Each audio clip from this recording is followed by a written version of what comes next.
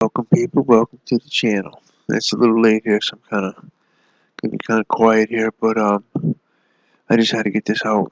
Uh, I don't know. I can't get excited, giddy like everybody else seems to be about the good guys winning here because I honestly, this little video here that I'm gonna play for you. Um, I don't know. It just seems a little suspect, shady.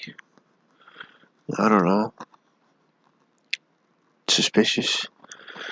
I prefer to call it shitty. And I'll point it out when it gets there, but I just Sadow, the Trump side attorney, he's put up a pretty good argument here, but I want you to hear what McAfee has to say when he gets there. You'll see. That on January the 5th, 2024, at approximately 9:49 a.m., there's text messages that are exchanged between Ms. Merchant and Mr. Bradley. And the text messages go like, just date, and that's from Ms. Merchant. Ms. Merchant says, do you think it started before she hired him? Bradley, who we now know from Defense Exhibit 39, has been texting with Ms. Merchant for a number of months. This is not the first time. This is months within the communications between the two.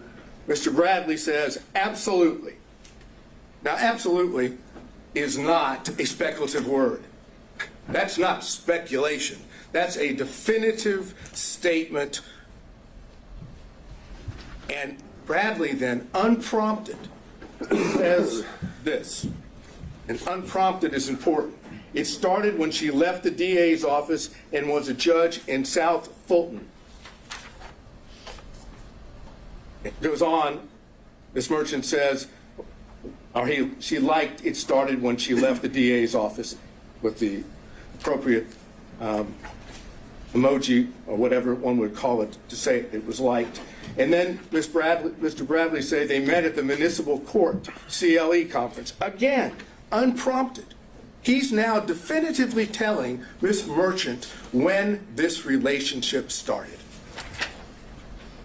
Ms. Merchant says, that's what I figured when he was married. And then Ms. Merchant says, and we're now talking about a couple hours later, she texts and says, upon information and relief, Willis and Wade met while both were serving as magistrate judges and began a romantic relationship at that time.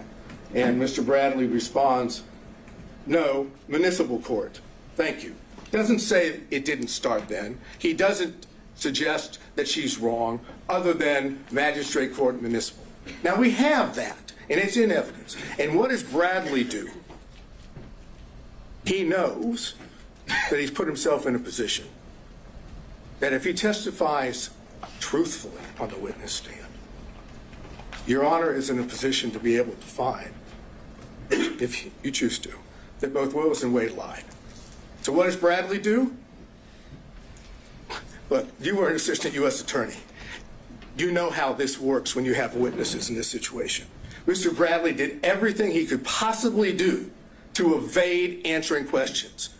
No recollection, couldn't remember, it was speculation.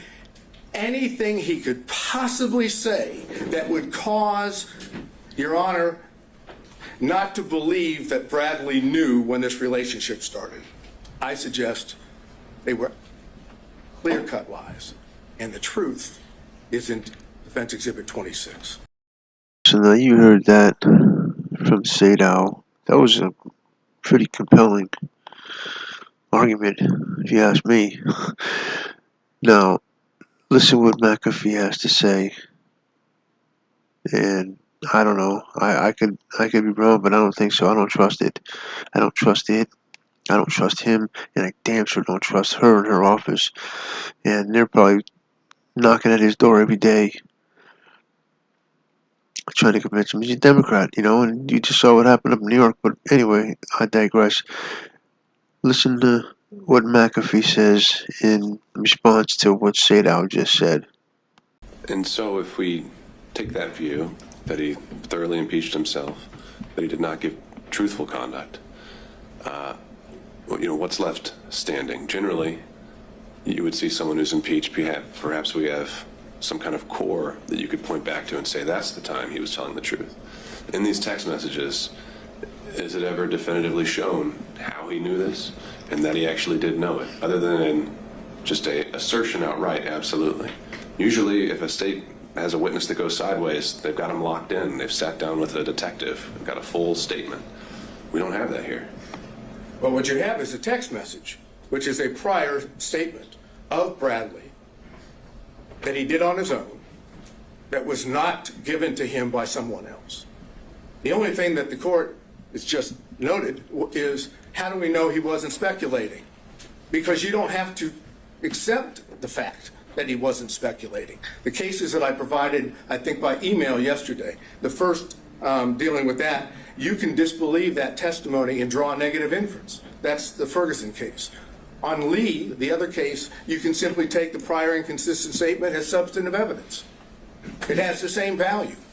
And that's what I'm asking you to do, to take what was the unprompted statement in Defense Exhibit 26 of Bradley, and take that on its face value, that that is an indication that Bradley in fact knew and had said he did. If you accept that,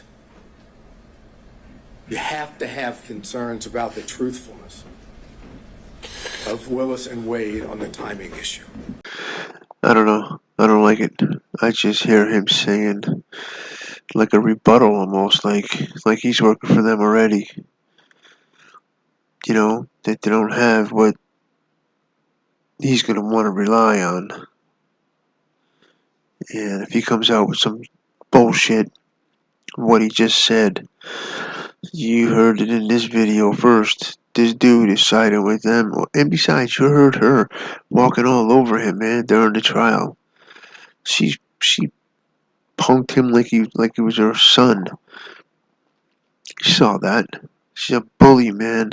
She's a damn thug bully. That's all there is to it. Anyway, I just wanted to I'm gonna get this out here as soon as possible, like now. So, like and subscribe, hit the bell there, man, so you know when I do this again, and comment.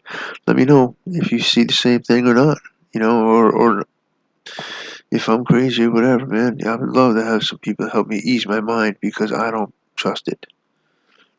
As good of a case as they put on, I think he's gonna come up with some cockamamie bullshit little niche somewhere. Like one of the laws didn't have the T's dotted, T's crossed, I's dotted on page 64 in a law book, and he's going to rely on that. Anyway, with all that being said, thank you for stopping by here. Thank you for showing up. Thank you for lasting this long. Motivation 23. I'm out.